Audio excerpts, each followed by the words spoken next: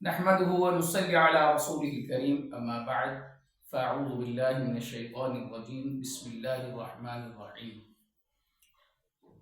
شهر رمضان الذي أنزل فيه القرآن هدى للناس وبينات من الهدى والفرقان صدق الله العظيم وصدق رسوله النبي الكريم ونحن على ذلك من الشاهدين والشاكرين والحمد لله رب العالمين.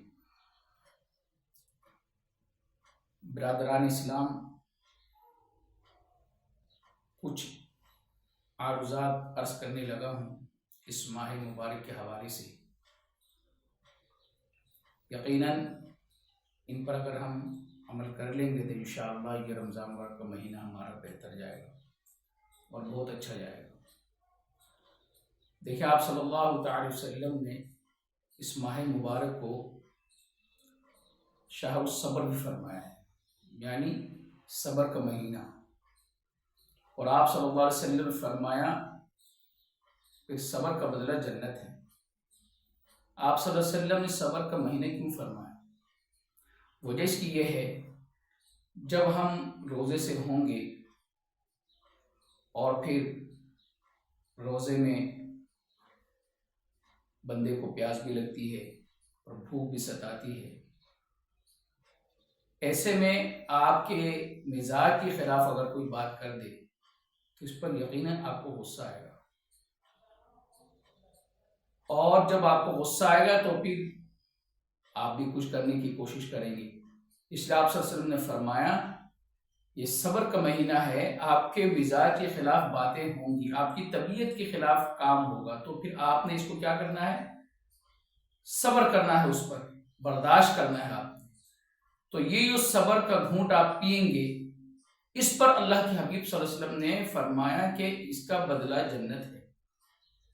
اور آپ کو پتا ہے اس دنیا کی لڑائی میں کچھ نہیں رکھا بگاڑ کے سوا، اس دنیا کی لڑائی میں کچھ نہیں رکھا نقصانات کے سوا، لیکن جب آپ صبر کر جائیں گے تو اس کا بدلہ اللہ تبارک و تعالی آپ کو جنت کی صورت میں دیں گے. اور جنت بھی کیا کچھ نعمتیں ہیں؟ جنت میں وہ سارا کچھ ہے جو آج تک کسی کان نے نہ سنے ہیں، اس کے بارے میں نہ کسی آنکھ نے دیکھی ہوں، اور نہ ہی کسی کے دماغ میں اس کا تصور آیا ہوا. وہ ساری نعمتیں اللہ تبارک و تعالی ہمیں اس کڑوے گھونٹ کے پینے میں عطا فرمائیں. تو اس لیے میرے بھائی اس کی کوشش کرنی ہے کہ مزاج کے خلاف باتیں بھی ہوں، کام بھی ہوں، تو اس پر صبر کرنے کی کوشش کرتے رہیں گے انشاءاللہ. تو دوسرا جو آپ صلی اللہ علیہ وسلم نے فرمایا، شہر المواسات، ہمدردی کا مہینہ، غمخواری کا مہینہ. یعنی کیا؟ یہ روزے جو ہم رکھیں گے نا، یہ تو ہمارے اپنے لیے ہے. تراویح ہم پڑھیں گے، یہ ہمارے اپنے لیے ہے.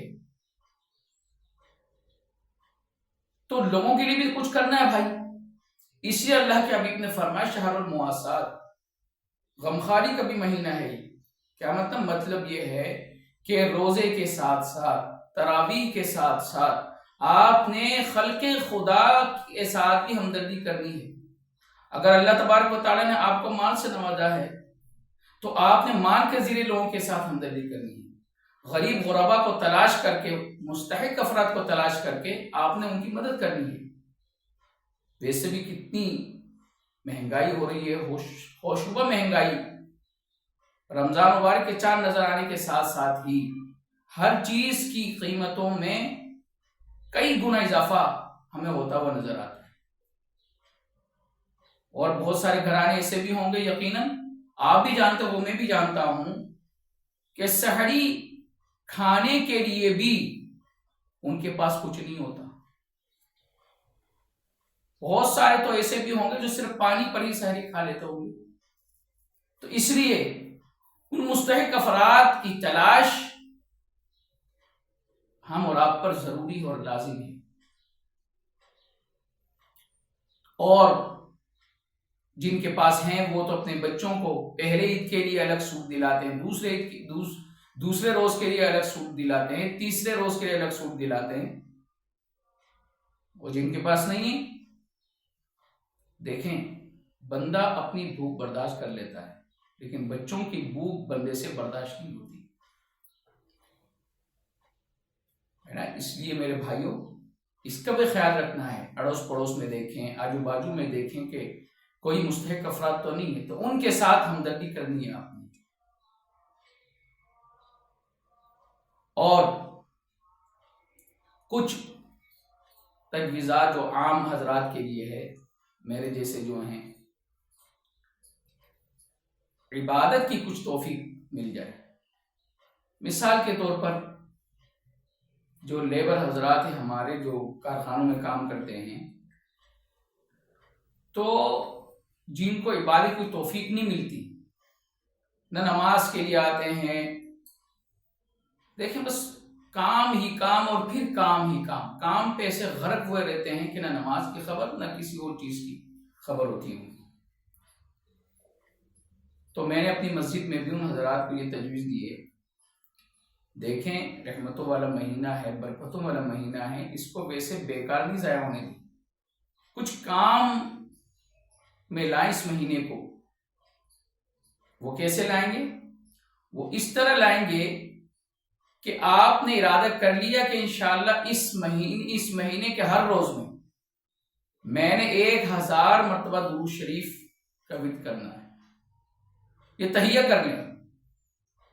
جب آپ ارادہ کر لیں گے کہ میں نے ہر روز اس مہینے کے ہر دن میں 1000 مرتبہ درود شریف میں نے پڑھنا ہے, جب آپ ارادہ پکا کر لیں گے تو انشاءاللہ اللہ کی ذات سے پوری امید ہے کہ اللہ تبارک و تعالی آپ کو یہ عبادت کرنے کی توفیق عطا فرما دیں گے. اگر آپ کو کوئی دوسرا درود شریف یاد نہیں ہے, جیسے نماز والا درود ہے وہ یاد نہیں ہے, اور بھی بہت دیگر احادیث میں بہت سارے درود شریف وارد ہوئے ہیں, آپ صلی اللہ علیہ وسلم نے بتائے ہیں, اگر وہ یاد نہیں تو آپ مختصر درود جو ہے صلی اللہ علیہ وسلم اس کو پڑھ لیا کریں 1000 دفعہ. زیادہ سے زیادہ آپ کے 5 منٹ لگیں گے, اس میں زیادہ سے زیادہ 5 منٹ لگیں گے. آپ کے ارادے پر ہے, اگر آپ نے ارادہ پکا کر لیا تو پھر آپ کو انشاءاللہ توفیق مل جائے گی. ویسے بھی ہمارے ہاتھ کام کر رہے ہوتے ہیں, لیکن زبان تو ہماری فری ہوتی ہے, تو بکواسات بکنے کے بجائے, غیبت دوسروں کی کرنے کے بجائے, ادھر ادھر کی باتیں کرنے کے بجائے ہم درود شریف میں اپنی زبان کو مصروف رکھیں. صلی اللہ علیہ وسلم صلی اللہ علیہ وسلم یہ پڑھتے رہا کریں. تو کیا ہوگا؟ یہ ہوگا کہ آپ کو دیگر مہینے میں بھی درود شریف پڑھنے کی انشاءاللہ عادت بن جائے گی. اور درود شریف کے کتنے سارے فضائل ہیں, آپ علماء سے معلوم کر سکتے ہیں. آج صلی اللہ علیہ وسلم نے فرمایا من صلی علیہ واحدۃ صلی اللہ علیہ عشر, جو مجھ پر ایک مرتبہ درود پڑھے اللہ پاک اس پر 10 مرتبہ رحمت نازل فرماتی. اور دوسرے حدیث میں 10 گنا معاف ہوتے ہیں, 10 درجے بلند ہوتے ہیں بھائی اس کے. ویسے بھی ہمارا یہ جو, میں اس لیے کہہ رہا ہوں, اگر آپ اس مہینے میں جو عادت اپنائیں گے, جو عادت اس مہینے میں آپ اپنائیں گے, وہی عادت آپ 11 مہینے کرنے پر مجبور ہوں گے پھر. کیونکہ یہ رمضان مبارک کا مہینہ اللہ تبارک و تعالیٰ نے ہمیں ایک شارٹ کورس عطا فرمایا. تو اس کورس میں ہمارا داخلہ پہلے سے ہوا ہے بحیثیت مسلمان کی. کلمہ گو ہیں ہم, بغیر کسی اپلیکیشن اور درخواست کے اللہ تبارک و تعالیٰ نے ہمیں مسلمان پیٹ میں, مسلمان گھرانے میں ہماری پیدائش فرمائی. تو اس لحاظ سے ہمارا داخلہ پہلے سے اس کورس میں ہوا. تو کرنا کیا ہے کہ اس کورس میں اپنی شرکت کو, حاضری کو یقینی بنانا ہے, بس اور کچھ نہیں. حاضری کو یقینی بنانے سے مراد میری یہ ہے کہ آپ اعمال کریں, اعمال کی صورت میں حاضری کو یقینی بنائیں. اللہ کی ذات سے پوری امید ہے کہ انشاءاللہ اللہ تبارک و تعالی ہمیں توفیق عطا فرمائیں گے. بس باقی مجھے بھی دعا میں یاد رکھیے گا, اور میرے اہل خانہ کو بھی, اور تمام مسلمانوں کو, اور بالخصوص فلسطین کے مظلوم مسلمانوں کو یاد فرمائیں گے دعا میں, اور مجاہدین کی مدد کی اللہ پاک سے مانگیں گے, رو رو کے گڑائیں گے اللہ پاک کے حضور کے, اللہ ان کی مدد فرماؤ, اسرائیل کو غرق فرماؤ. اور جو دوسرے اسرائیل کے اعلی کار بنے ہوئے ہیں اور سہولت کار بنے ہوئے ہیں, اللہ تبارک و تعالیٰ ان کو بھی غرق فرماؤ. والسلام علیکم ورحمۃ اللہ وبرکاتہ.